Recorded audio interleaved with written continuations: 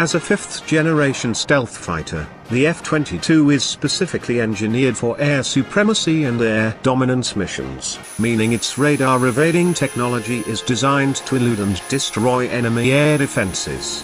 The aircraft is also configured to function as the world's premier air-to-air fighter, able to dogfight and readily destroy enemy aircraft. Air superiority, using stealth characteristics, is our primary role. The air dominance mission is what we will always do first. Once we are comfortable operating in that battle space, our airmen are going to find ways to contribute. Colonel Larry Broadwell, the commander of the 1st Operations Group at Joint Base Langley, East Virginia, told Scout Warrior in a special pilot interview last year. The F-22's command and control sensors and avionics help other coalition aircraft identify and destroy targets. While some of the aircraft's technologies are not publicly discussable, Broadwell did say that the F-22's active and passive sensors allow it to function as an aerial quarterback, allowing the mission to unfold. For example, drawing upon information from a ground-based command and control center or nearby surveillance plane, such as a joint surveillance and target attack radar system, the F-22 can receive information or target coordinates from nearby drones, Broadwell explained. At the moment, targeting information from drones is relayed from the ground station back up to an F-22. However, computer algorithms and technology is fast evolving such that aircraft like an F-22S will soon be able to quickly view drone video feeds in the cockpit without needing a ground station, and eventually be able to control nearby drones from the air. These developments were highlighted in a special Scout Warrior interview with Air Force Chief Scientist Greg Zacharias. Zacharias explained that 5th-generation fighters such as the F-35 and F-22 are quickly approaching an ability to command and control nearby drones from the air. This would allow unmanned systems to deliver payload, test enemy air defenses and potentially extend the reach of ISR missiles. Because of its sensors, the F-22 is uniquely able to improve the battlefield awareness, not just for airborne F-22s but the other platforms that are airborne as well, he said. The Raptor has an F-22 specific data link to share information with other F-22s and also has the ability to use an own data link called Link 16, which enables it to communicate with other aircraft in the coalition, Broadwell explained in an interview last year.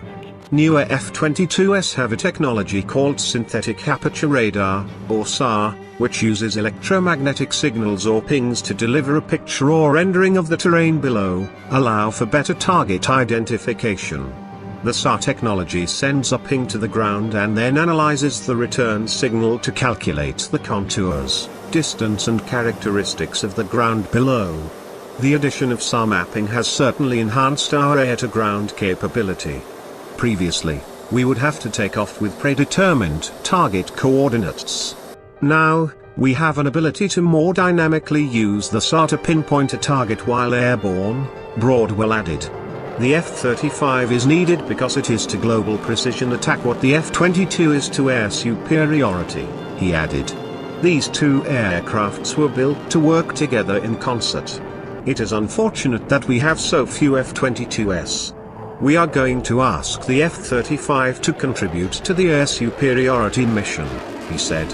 Overall, the Air Force operates somewhere between 80 and 100 F-22s. Dave Majumdar of the National Interest writes that many would like to see more F-22s added to the Air Force arsenal. Story here. For instance, some members of Congress, such as former Representative Randy Forbes, AVA, have requested that more F-22s be built, given its technological superiority. Citing budget concerns, Air Force officials have said it is unlikely the service will want to build new F-22s, however it is possible the Trump administration could possibly want to change that.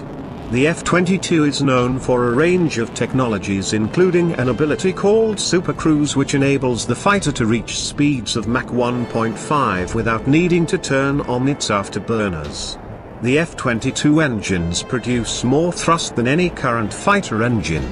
The combination of sleek aerodynamic design and increased thrust allows the F-22 to cruise at supersonic airspeeds. Supercruise greatly expands the F-22's operating envelope in both speed and range over current fighters, which must use fuel-consuming afterburner to operate at supersonic speeds, Broadwell explained. The fighter jet fires a 20mm cannon and has the ability to carry and fire all the air-to-air and air-to-ground weapons including precision-guided ground bombs, such joint direct attack munitions called the GBU-32 and GBU-39, Broadwell explained. In the air-to-air configuration, the Raptor carries 6 AIM-120 AMRAAMs and 2 AIM-9 Sidewinders, he added. The F-22 possesses a sophisticated sensor suite allowing the pilot to track, identify, shoot and kill air-to-air threats before being detected. Significant advances in cockpit design and sensor fusion improve the pilot's situational awareness, he said. It also uses what's called a radar warning receiver, a technology which uses an updatable database called mission data files to recognize a wide range of enemy fighters, Broadwell said. Made by Lockheed Martin and Boeing, the F-22 uses two Pratt & Whitney F-119 PW-100 turbofan engines with afterburners and two-dimensional thrust vectoring nozzles, an Air Force statement said. It is 16 feet tall, 62 feet long and weighs 43,340 pounds. Its maximum takeoff weight is 83,500. The aircraft was first introduced in December of 2005, and each plane costs $143 million, Air Force statements say. Its greatest asset is the ability to target, attack and kill an enemy without the enemy ever being aware they are there, Broadwell added.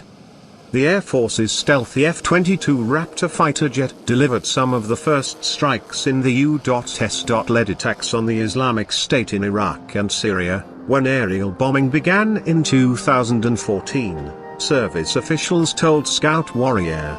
After delivering some of the first strikes in the U.S. coalition-led military action against ISIS, the F-22 began to shift its focus from an air dominance mission to one more focused on supporting attacks on the ground.